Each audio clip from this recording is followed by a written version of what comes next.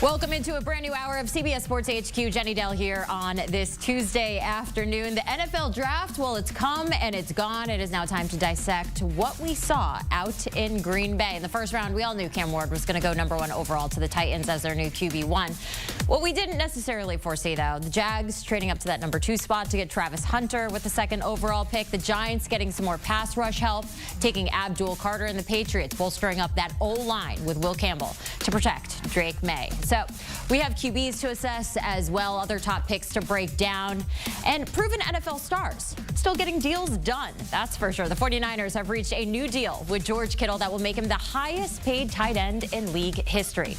Kittle's new deal is 4 years, $76.4 million. That includes $40 million in guarantees.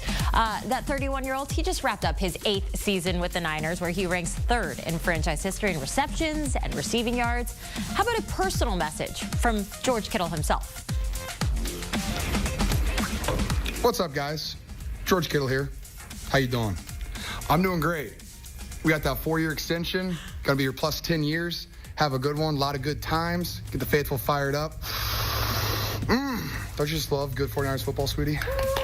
Let's go. I love the deep breath in. It's just like, oh, honey, we are so rich now. That's exactly what that breath was all about. Danny Kanell, Mike Renner joining us now on the HQ desk. Let's talk about that George Kittle deal right now. The Niners, they had 3 key players that they needed to lock down, looking for new deals. So we had Fred Warner, Brock Purdy, and George Kittle. So getting one of those deals done.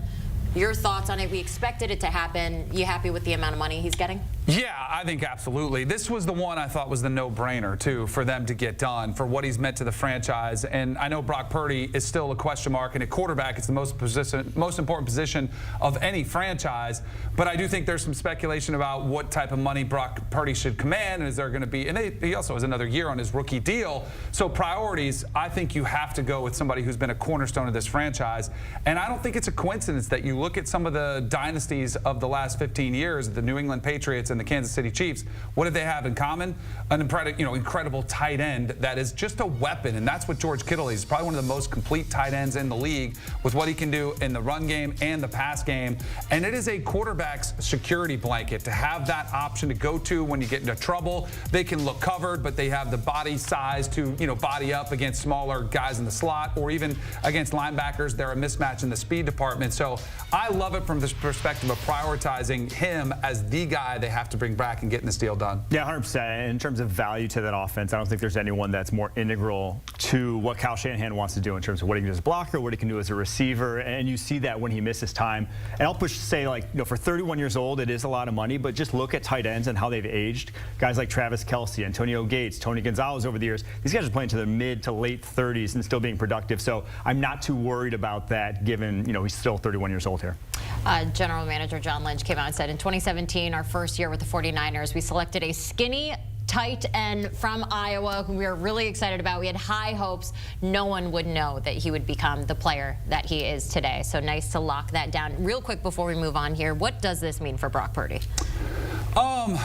I still think he's probably going to work out a deal, but I think it comes to the conversation of, are you going to try to break the bank and get as much as you can, which his agent probably is encouraging him to do, or are you going to take a little bit of a discount, realizing they do have some leverage where they could pay him $1 million on the last year of that rookie deal, or you're going to get compensated an incredibly high amount of money where you're set for life. You're not one of the top 5 highest paid quarterbacks, but you can have the security and spend some of that money around on guys like George Kittle and others, because they have had to pay a lot, and they still do have to take care of other players. So I would advise him. It was similar to what I thought Dak should have done. Now, Dak Prescott went a different direction. He went and broke the bank, and I think it's a reason why the Dallas Cowboys haven't been very good since he signed that mega deal. It is really complicated when you look at the amount of money that teams are committing to quarterbacks as far as a percentage of the salary cap.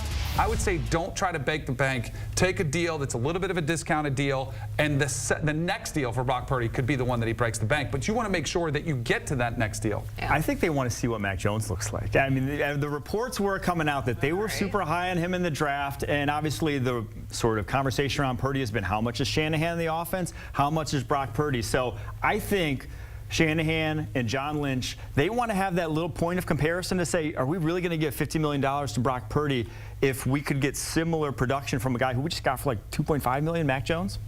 That's a good point out there. That's a good point. We'll have to wait and see what happens with that. All right, we're going to talk about NFC West grades, okay? This leads us nicely into the Niners. A lot of people out there said that the 49ers had the worst free agency of any NFL team.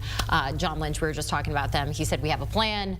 Big things are coming our way. How do you grade him, Dana? So and this is a combination of free agency plus the draft. And I do think you have to consider what they lost. And losing a player like Deebo Samuel, who has been, one of Brock Purdy's biggest targets and favorite targets on the outside, I think that's a considerable loss. And to replace him with Cooper Kupp, who I do think is a pretty good addition there, I don't know if I trust what they're doing there. I'm sorry, that was a different one. That's the Seahawks. We're doing them next. But with a lack of a guy like a Cooper Kupp or somebody else significantly that can be a weapon for Brock Purdy, I think is a concern. And this is where you have to kind of trust the draft process, because I know they didn't really make a lot of splashy moves. I like the Michael Williams, but they did get a lot of quality guys deeper in the draft. And if you go back to a guy like Jimmy Johnson, who at the Cowboys famously said always, you build the draft, not even in the first round, but it's in the second, third, and later rounds. That's where you sort of have to trust the process with John Lynch, that they're going to get some players in here who may not be the superstar names that come in and can, compete for Rookie of the Year,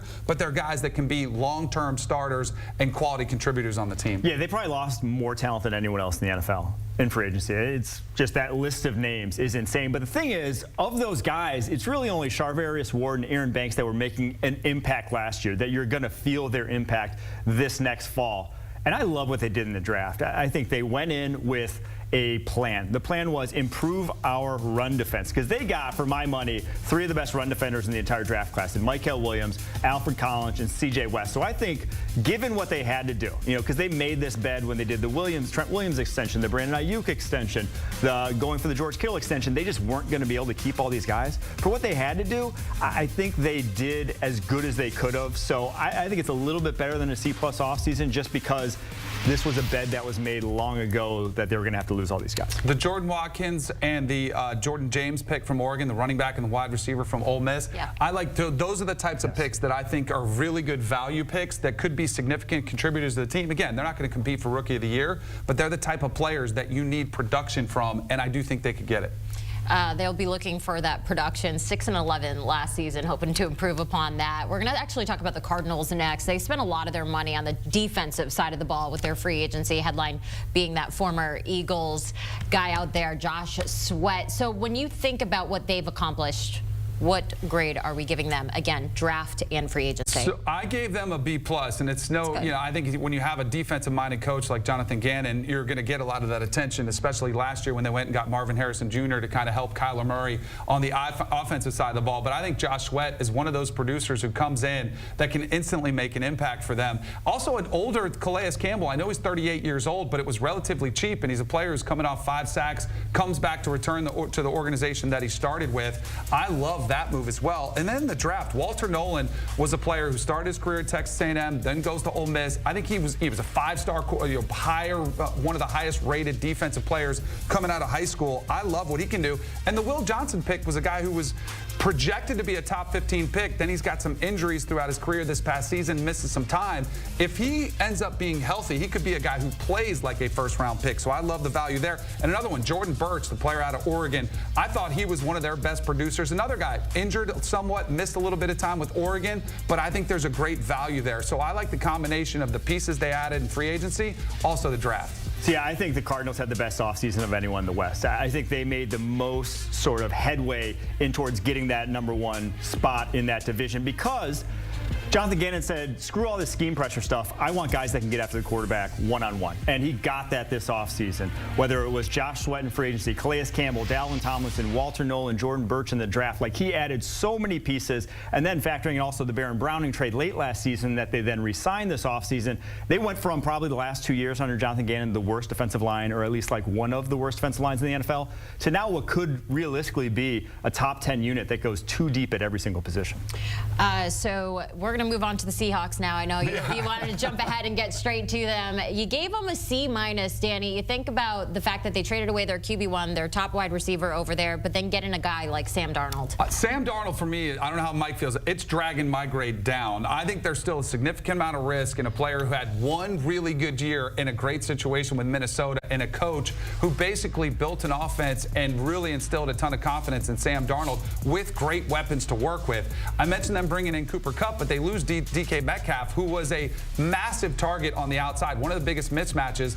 And Cooper Kupp, I like him, and I think he still could have some good years left. I just don't know if he's the type of player that's going to be able to lift up Sam Darnold to the level of expectation of, okay, this is a player who was an MVP candidate. We're going to spend, give him $100 million, a 3-year deal, $100 million, if they're going to get that type of production out and projecting him to be like a franchise guy that can contend for Super Bowls. So that had me very cautious on the Seahawks moves there. Gray Zabel, the kid out of North Dakota State, I think that was everyone. This might have been one of the spots that everybody nailed as far as him going to Seattle. It was probably the least kept secret out there. Nicky Mamwari, I really like that pick, the player who really flashed at the combine and was just lighting up people's draft boards because of what he did there. Elijah Arroyo, tight end out of Miami, I liked him a lot. So I like some of these pieces, but the thing that dragged my grade down was the move for Sam Darnold. You're not going to give my Jalen Milroe any love there?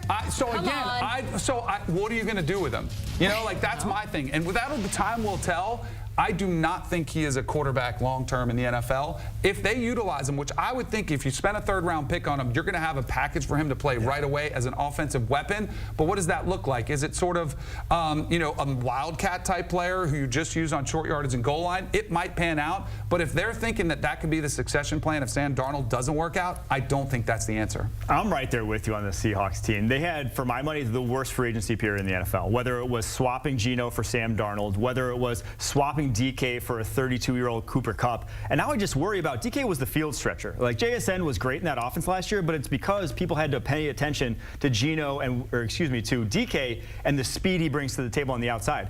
They don't have that field stretcher anymore. MVS, does have some speed, but I don't think anyone's scared of him at this point in his career. So you have 2 4-6 type of wide receivers, 2 guys who work the underneath and intermediate range, no one who can really stretch the top off the defense. So I'm worried about that. And then in the draft, they go low-value positions, guard, safety, tight end with their first 3 picks. Not to say that they aren't good players. It's just you had 3 top picks. You could have really hit the home run on higher value positions for that team. A couple of later round, Riley Mills, the defensive tackle out of Notre Dame, who was hurt, injured. I like that pick from a value perspective, getting him late. Damian Martinez, another running back who was at Miami. They got a couple Hurricanes. I think he could be somebody who, if you find great running backs later in the draft, I think he could be somebody that pops for the Seahawks. But overall, just not impressed. Not impressed. So a team that you weren't impressed with, too, last but not least, a team you were impressed with, and that's the Rams, giving them an A-. I mean, the 2 big moves made this offseason was keeping Stafford, signing Adams.